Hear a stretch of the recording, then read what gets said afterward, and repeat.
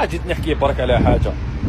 الناس اللي تقول المروك ما يحبوناش والمرارك يكرهونا والمرارك ما يحبوناش، اجي دير راسك في مكان المروك يا خاو. نديروا راسنا في مكان المراركه خاوتي، نديروا راسنا في مكانهم خاوتي. حنا النظام تاعنا سياسه اعلاما 50 سنه وحنا نحاربوا فيهم يا جدك. 50 سنه وحنا ندعموا ميليشيات بوليزاريو في اراضيهم يا اخو، ندعموهم بالسلاح، ندعموهم بالفلوس باش نقسموا بلادهم. وتجي في الاخر انت تقول لي بلي المراكي ما يحبك. كيفاه يحبك؟ كيفاه؟ قول لي كيفاه يحبك؟ كيفاه يحبك وانت حاب تقسم له بلاده يا اخو؟ معليش احنا كاش واحد يحكي على يقول اللهم ان هذا منكر يدوه للحراش، كاش ما واحد يقول احنا اش قودنا في الصحراء يا اخو؟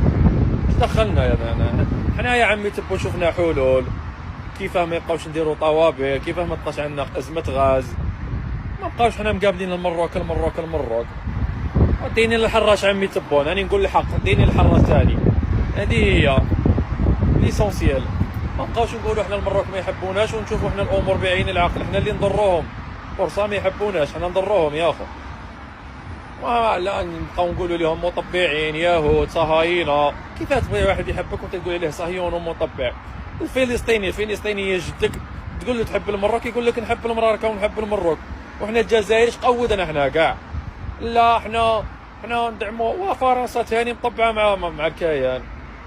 روسيا دارت خير في سوريا، روسيا ثاني دارت مصائب في العالم. بقاو نكذبوا على رواحنا. حنا اكثر نظام كان يدعم فيه بشار الاسد، واللي داروه بشار الاسد في السوريين ما دارهش الاسرائيلي في فلسطين.